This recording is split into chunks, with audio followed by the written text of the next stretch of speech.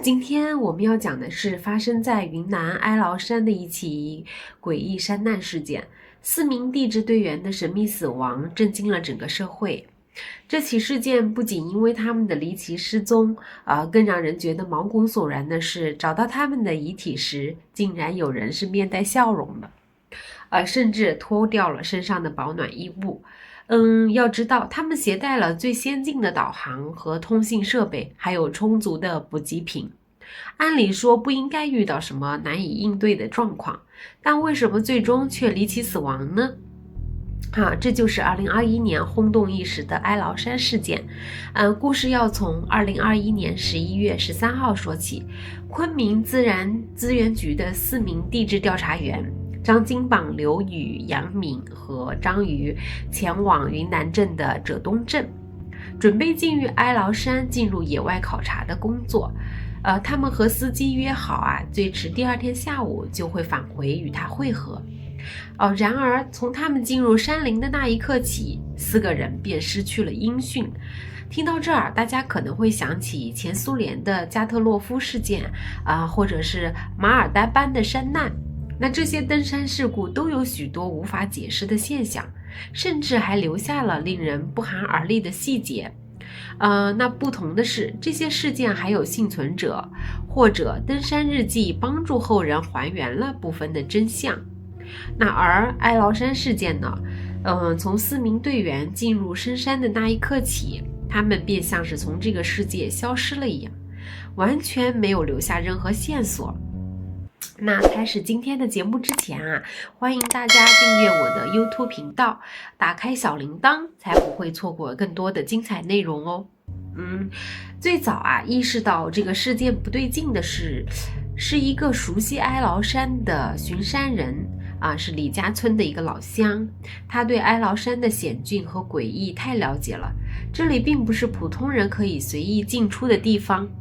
哀牢山自古以来就会被当地人认为是一片神秘的禁区，甚至还有许多尚未探明的区域，甚至流传着不少关于这片山林的神秘传说。随着时间一天天过去，搜救行动愈加紧迫，山上的气候恶劣，暴雨、迷雾，甚至还有野生动物的出没，让搜救队的工作变得异常困难。几天后，当搜救队员终于在山中找到4名地质队员的遗体时，场景让人无法理解。队员们身上的衣物被脱掉，遗体散布在不同的地方。最诡异的是，有人脸上竟然挂着一丝笑容。这种种细节令事件变得更加扑朔迷离。法医最终的结论是，他们死于低温症。在极度寒冷的情况下，人类会产生反常脱衣的现象，这是因为寒冷会导致身体的感觉紊乱，让人误以为自己过热而脱掉衣物。然而明明携带了足够的装备、保暖衣物和食物，为什么他们还没能撑到救援到达？那哀牢山的神秘和诡异至今无人能解，无论在传说中的神秘力量，还是自然环境的威胁，这些谜团让哀牢山事件至今仍令人心有余悸。4名年轻的地质队员究竟在山中经历了什么呢？因此，要想知道这4名队员究竟是如何失踪的，我们还要先了解一下云南哀牢山。哀牢山一直以神秘著称，盗墓小说《鬼吹灯》里提到的云南虫谷，其背景呢就是在哀牢山。由此可见，它绝非一般的大山，尤其是在大雾笼罩下，在哀牢山中很难辨别方向，而且哀牢山还存在着异常强大的磁场。那这种磁场确实是存在的，是经过证实的，绝非后人杜撰。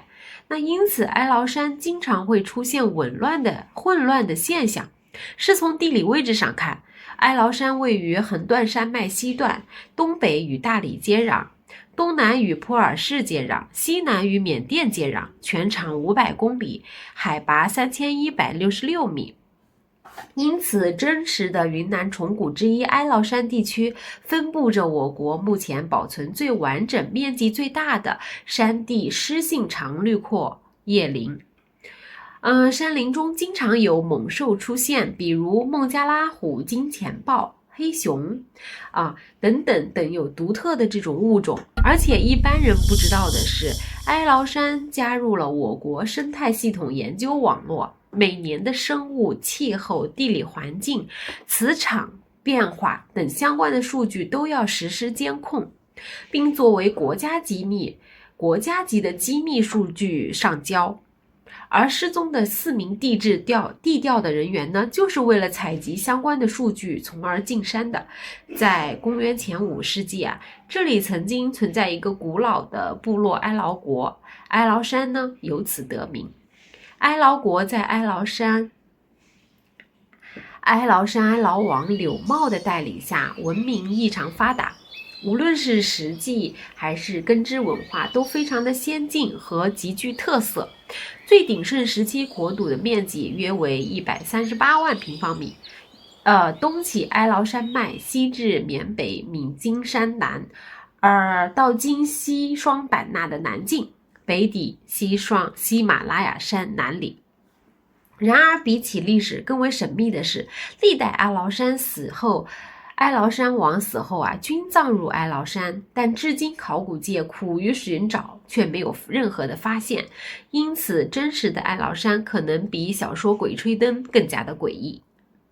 11月13号，巡山员李家坤先是看到了2辆越野车停在了进山的路口上，随后他拦住了准备进山的4名地道人员，并警告说没有报备不能进山。对方的回答是他们来自县里，进山不需要报备。于是李家坤眼看着4人从这条路口向山腹地走去。随后李家坤找到了越野车司机，询问他们进山干什么，是否带了报备手续。可司机说这4个人只是花钱雇了他的车，他只是知道他们是地质调查员进山考察，随身带了很多设备和食物，约好最快当天下午，最晚次日下午就能回到这里。那李家坤决定要追上这4个人，看看他们到底有没有批准进山的文件。但拥有20多年巡山经验的他也不敢独自一人进山，于是他叫上了他的堂哥李家华一同进山寻找。当时间来到下午3点时，天空中突然下起了大雨，这样的天气在进山会很危险于是2人决定放弃寻找，按原路返回。到了夜里更是下起了暴雨，降雨量达到了60毫米，而且一直下到第2天下午5点。李家坤来到山区入口，看到越野车司机还在等候，这说明进山的4个人还没有回来。李家坤有种不祥的预感，他知道这样的降雨量落在哀牢山森林中是很难想象的，湿度变大，温度也会变得极低。李家坤催促着赶快找人。当天晚上11点多，哀牢山入口来了10多名地质调查员，领导要求李家坤召集几十名巡山员，配合着地质调查局的人一同进山进行搜救。但是由于夜晚还下着雨，搜救队等到了第2天天亮才进山搜索。通过一番寻找距离4人失踪的时间已经过去了50多个小时。那众人心里明白，这绝对不是好兆头，这说明4个人很可能迷了路，这在深山里是非常危险的。在搜寻了一阵后，众人无奈只好下山。可是这些经验丰富的巡山员竟然无法找到下山的路，再看指北针、GPS 等设备也全部失灵。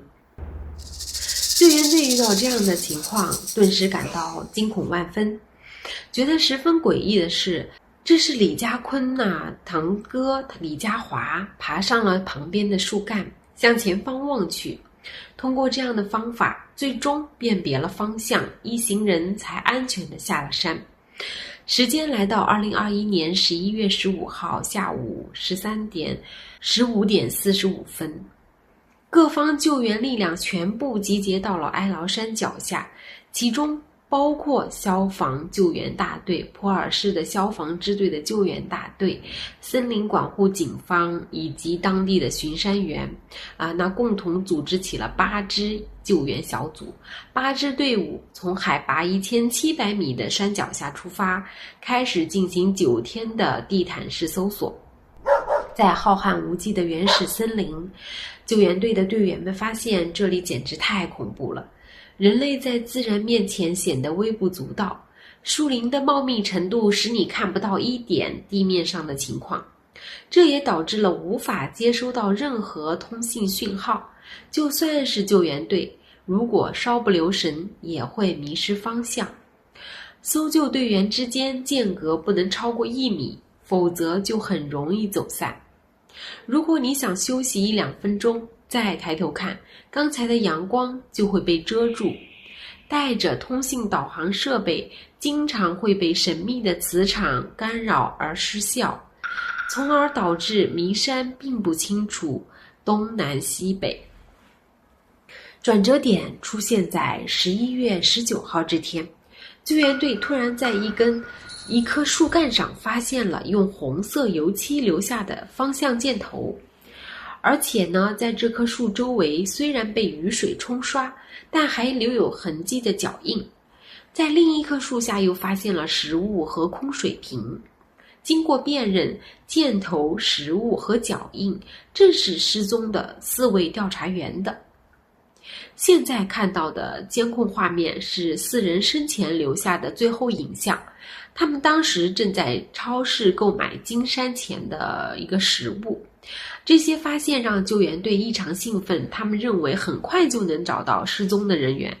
在设定搜救范围后，救援队派出了无人机进行高空排查，地面派出突击队向目标进发。2021年11月22日凌晨0点32分，突击队找到了3名遇难者的遗体。上午8点又发现了最后1名遇难者。然而让搜救队疑惑的是，他们到底经历了什么才能来到这样偏僻的地方呢？难道是为了躲避什么吗？在遗体旁随身携带的背包、砍刀、食物导航设备、罗盘以及生活用的汽油都还在。经法医鉴定认为，这4人死于低温症，和其他诡异山寨的结局似乎全都一样。暴雨、麋鹿尸体死状诡异，最终定论都是低温症所致的。那即便如此，他们死因却依旧让人感到疑惑，是因为迷路而遭遇恶劣天气，还是被困在某个诡异的地方？在这片神秘的山脉中，这样的故事并不少见。过去也曾发生过类似的离奇事件。20多年前，哀牢山的一个小村落就曾出现过离奇猝死的案例。人们对这些事件充满敬畏，难以理解为何在这座山中总是有那么多无法解开的谜团。其实发生在哀牢山地区的神秘事件有很多，其中最著名的当属20多年前哀牢山村落中离奇猝死事件。哀牢山的神秘至今让人感到非常的敬畏，哀牢山仿佛有一种神秘的力量，吸引着人们，却也让人心生畏惧。无数探险者在这里寻找未知，却也有可能遭遇不可预知的命运。或许正是这未知和神秘，让哀牢山成为了一个令人向往、让人敬畏的地方。我们不禁要问，究竟在这座山中隐藏着多少不为人知的故事？好了，今天的故事就讲完了。欢迎大家订阅我的 YouTube 频道，打开小铃铛，才不会错过更多的精彩内容哦。再会。